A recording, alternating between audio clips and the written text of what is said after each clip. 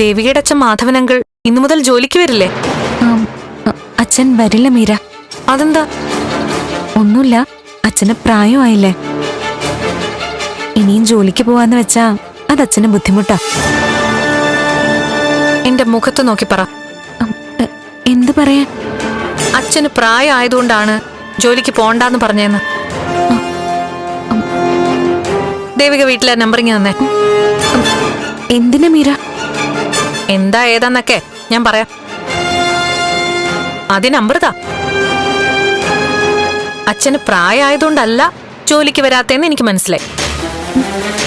ഞാനും അരിയാഹാരം തന്നെയാണോ കഴിക്കുന്നത്? ഈ പറഞ്ഞതേ ദുരഭിമാനമാ, ദുരഭിമാനം.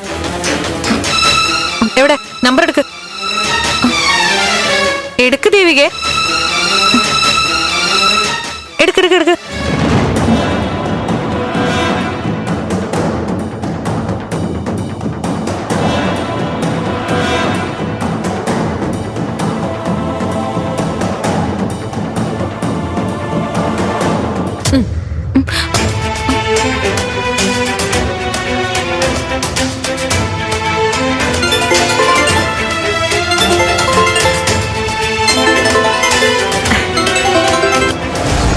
ഹലോ ദേവിയേച്ചി. ദേവിയേച്ചി അല്ല മോളെ, ഇത് മീര ചേച്ചിയാ. എന്താ വേണ്ടത്?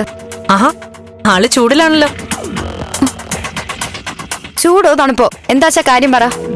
എന്റെ പൊന്നു ശാരിമോളെ, നിന്റെ ചേച്ചിയില്ലേ ദേവിക, ഞാനും ദേവികയും ഇപ്പൊ കട്ട ഫ്രണ്ട്സാ. ദേവിക അടുത്ത് നിപ്പുണ്ട്. ദേവിക ഒരു ഹായ് പറഞ്ഞേ. ശരികെ, നീ ചൂടാവണ്ട. ചേച്ചി ശരി, ഇങ്ങോട്ട് കൂടുതലൊന്നും പറയണ്ട. നിങ്ങളുടെ അച്ഛൻ മാധവനങ്കിൾ ഇന്ന് ജോലിക്ക് വരുന്നു പറഞ്ഞിരുന്നു. ഇപ്പൊ ദേവിക പറയുന്നു ജോലിക്ക് വരില്ലാന്ന്. കാര്യമൊന്നും അറിയണ്ട, അച്ഛൻ ഇന്ന് ജോലിക്ക് വന്നിരിക്കണം.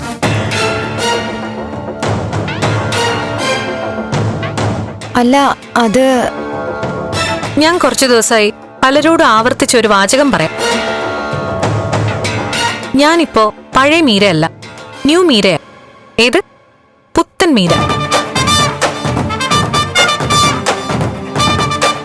ചേച്ചിയെ തട്ടാൻ നിന്ന മീരയല്ല. ദേവിക ഒരു കവിളി തട്ടിയ മറ്റേ കവിള് കാണിച്ചു കൊടുക്കുന്ന മീര. സത്യം.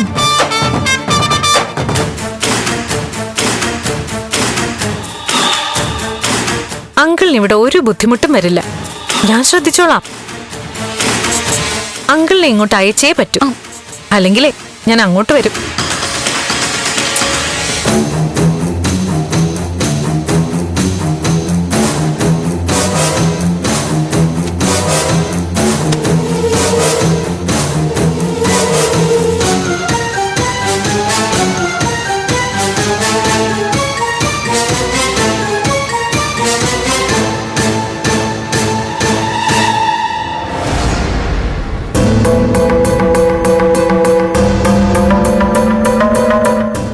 അതിനെന്തോ സംഭവിച്ചിട്ടുണ്ട്, അല്ലെങ്കിൽ എന്നെ പറ്റിക്കാൻ വേണ്ടി വെറുതെ വിളിച്ചു. എന്താ മോളെ?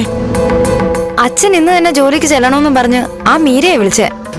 അല്ല, അവിടുത്തെ ജോലി വേണ്ടെന്ന് നമ്മൾ ഒരുമിച്ച് തീരുമാനിച്ചല്ലേ? അച്ഛന് താല്പര്യമില്ലാന്ന് പറഞ്ഞേക്കും മോളെ. അച്ഛനും നമുക്കൊന്നും താല്പര്യമില്ലാന്ന് പറഞ്ഞോണ്ടൊന്നും ഒരു രക്ഷയില്ല. അച്ഛൻ അങ്ങോട്ട് പോയില്ലെങ്കിലേ മീര ഇങ്ങോട്ട് വന്ന് ഇവിടെ നിൽക്കും. അച്ഛൻ ജോലിക്ക് പോവാന്ന് സമ്മതിക്കുന്നവരെ. ആ ലെവലിലെ അവരെ സംസാരം. ചേടാ, ഈ പെണ്ണിന് എന്ത് പറ്റി? മീര ഇപ്പൊ ന്യൂ മീര എന്നൊക്കെയാ പറയുന്നേ.